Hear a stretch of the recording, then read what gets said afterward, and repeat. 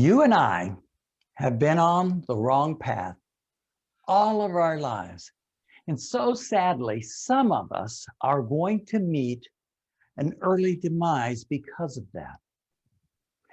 Mr. Toastmaster and fellow Toastmasters, what I'm talking about is the food that we eat will lead to our early demise.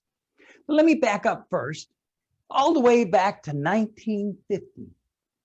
Back then, there was a scientist called Ansel Keys, and he did a study of a number of countries and showed an association between fat consumption and heart disease. And the US government jumped right on that hypothesis of his and started promoting it. The medical community followed suit quickly. And then that's why your doctor now tells you to eat low fat, and that the government is put out the 5 basic food groups or the 7 basic food groups. They keep changing. But food companies are helping too. They have come up with heart healthy foods like Cocoa Puffs and Lucky Charms. You can see right here, they're promoting these things. But you see, fellow Toastmasters, there's a problem with Dr. Keys, or the scientist Keys's results. He originally started out with 19 countries and he cut it down to 7. Now, had he included all 19, then there would not be any correlation between fat consumption and heart disease.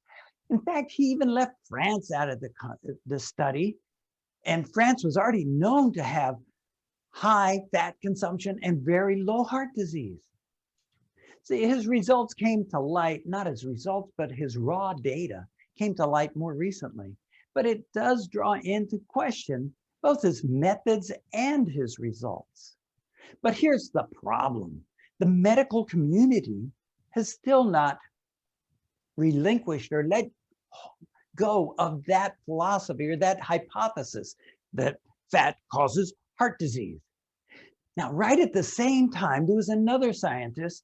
His name was John Youngkin. He was an English researcher, and he had a series of data that showed that sugar actually was the culprit in heart disease. But unfortunately, Keys was much more articulate than Youngkin, and he attacked Youngkin personally and his data. And he did it so well that Youngkin's work and data and all of it just got shelved.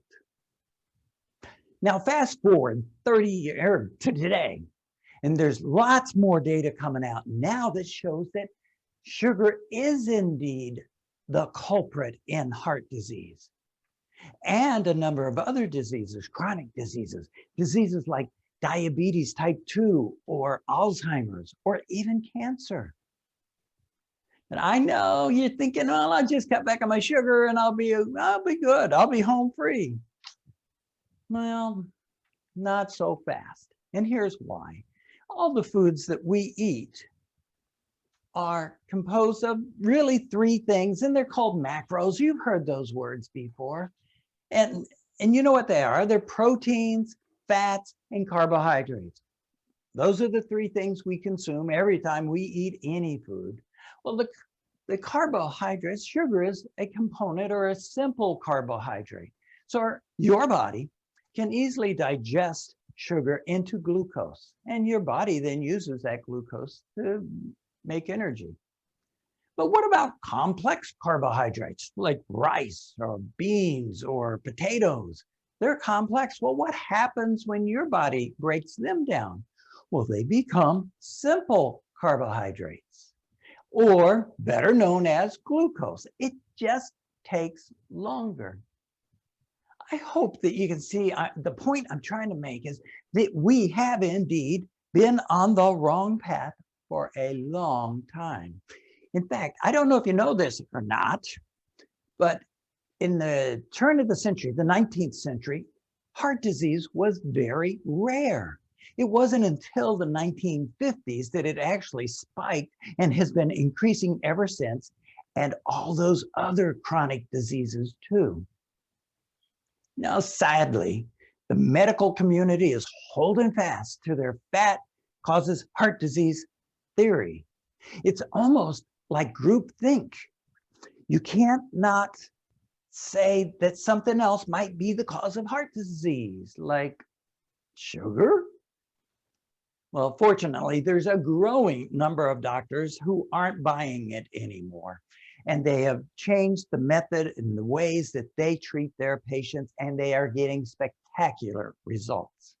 Now, they have to tread lightly because medical boards across the country are quick to pull a doctor's medical license if they speak out against the medical guidelines. So they avoid that. So they're, like I said, treading lightly. But they've given up on the old ways of medicine, where they just write a prescription for their patients over and over and over, and their patients get progressively worse. What they have found in their patients is that the food that their patients eat is way more important than any prescription pad. The bottom line is this. Please take a look at what I'm saying, because I've done my research, but I'm encouraging you to go do your own research. And I think you'll find the same thing that I found. Because if you do this, I'm telling you, if you do this, it may very well give you a longer, healthier life, and a longer, healthier life for your loved ones.